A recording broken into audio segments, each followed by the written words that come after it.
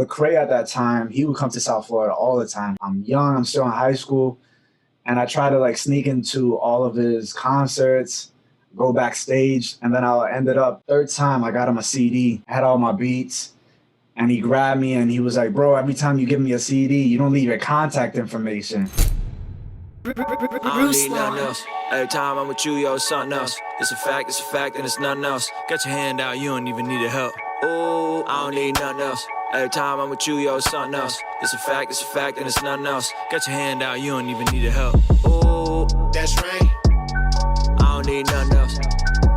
That's right. Kingstream Entertainment. I kind of want to take it to the genesis. The first time I've heard of GAWVI, he didn't even go by GAWVI. He went by G Styles, and it was me rhyming on a DJ Morph produced album with GAWVI as the producer. Do you remember that, sir? Wow. I actually did not remember that at all until now. That is so true. It's like 2008-ish? Yeah. Wow. That's crazy.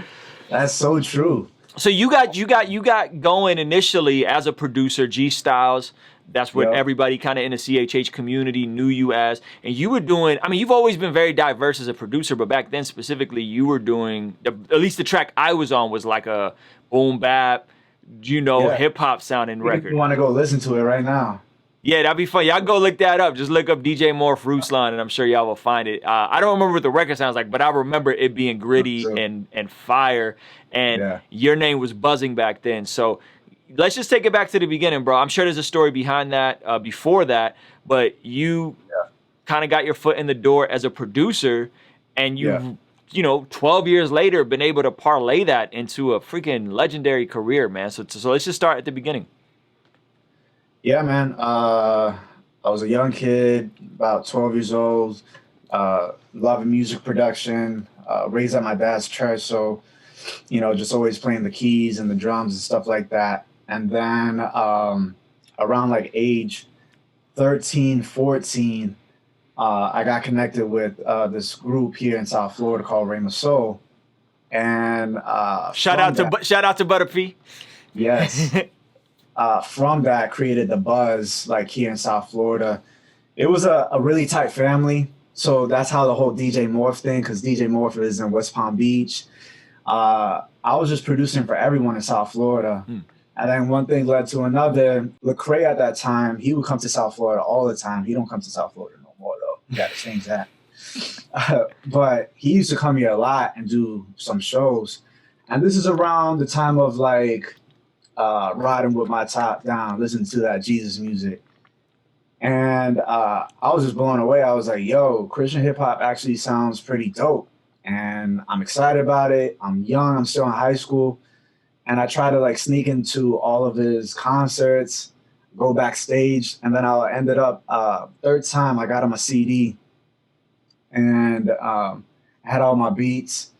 And he grabbed me and he was like, "Bro, every time you give me a CD, you don't leave your contact information." Yeah. And it was just me being a young kid, super excited, that I can get my beats out, but I had no business etiquette at all. Sure. Like, I didn't know what it is to have a business card at that time or just write your email.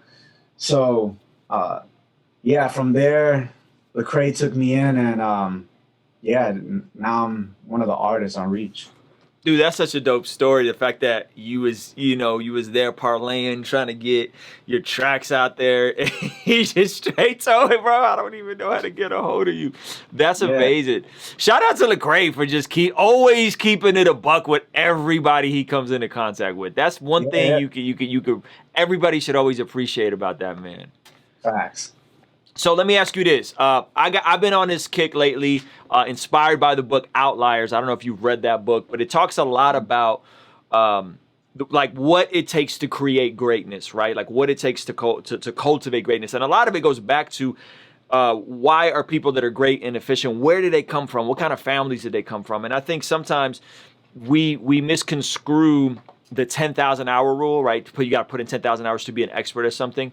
We misconstrue that and we think it's only in producing or only in rapping or only in being an artist. But I feel like what we don't understand is the connection points from growing up in church, playing music in church, that by the time you were 12 or 13, your transition to being a producer was probably fairly simpler because you were already a musician with, I don't know, a couple thousand hours under your belt playing regularly. So what do you think about that? Like, do you feel like you had the alley-oop basically from God, from your family, to having gotten to music so early?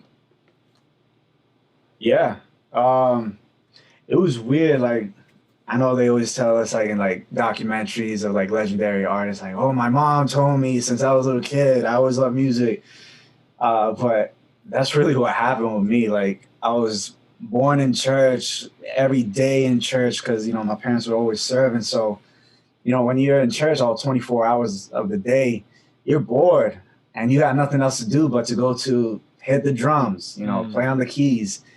And that's what I was doing since a little kid. And as far as back as I can remember, music is all I've ever wanted to do. And that's what I would eat, sleep 24/7. My mom would beg me to turn off the music inside the room. So that definitely gave me the alley-oop, you know, when music production actually started kicking in like a career. All those hours that I spent really helped me out and still helps me out to this day. That's so cool, man. And speaking of church and you growing up in church, I had Marty on the channel recently, and he told the story of how him getting into church was a byproduct of you kind of taking him to church initially. So how did y'all meet, and how did that even happen? Yeah, me and Marty were in high school together, and we had debate class together. He was a senior, I was a junior. And we used to cause so much trouble in that class, bro. Like we also had math class together too. But if you would have seen us in high school, boy, were we trouble, yo. And one thing led to another. We're talking and we have a lot in common. We're like the class clowns. And then we realized we love Wu-Tang together. We love Tribe Called Quest. We love Dipset together. There was so much music at that time that we were just like, oh, you like this? So then we started going to each other's house, and then little by little we found out, we both grew up in church. His dad is like a legendary piano player in the Pentecostal world, and we were just talking, and I was like, bro, come to my youth group. You know, youth group. But I invited him, and he came, and he started coming regularly.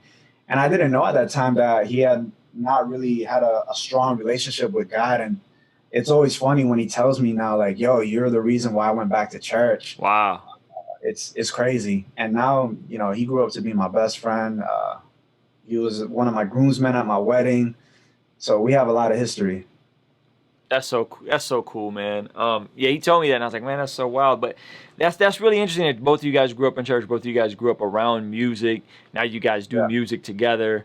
You know, toured together, obviously, all that kind of stuff. And again, like as I'm going over this Outliers book, is so much of it is about where you come from, when were you born, who were you around, that create these different types of opportunities for people to go on and do great things and be, you know, at an excellent level as you are with your craft. Tell me about the transition that you went from, like, everybody was like, yo, G Styles is this dope producer.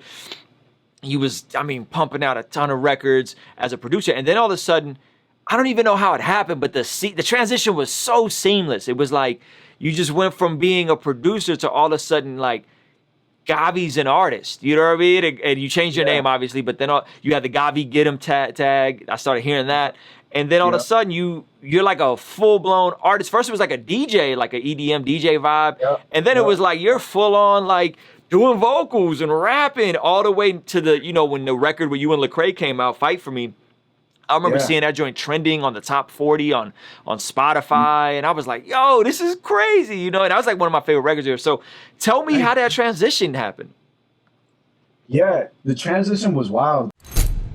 She say I'm a triple, honey, welcome to Trivago. Tell me who you know, who is you tripping for a follow? Ball in the air like Showtime at the Apollo. Puffing up your chest, the next thing you know is hollow. But well, hello, I've been swinging like some jello. If God wanted a fun guy, he get some portobello. So I guess I need some grease up on my elbow. Yeah, but now my light turned yellow. And I've been looking for a cheat code. Life don't come in a neat bowl, bringing the receipt home. But we know that.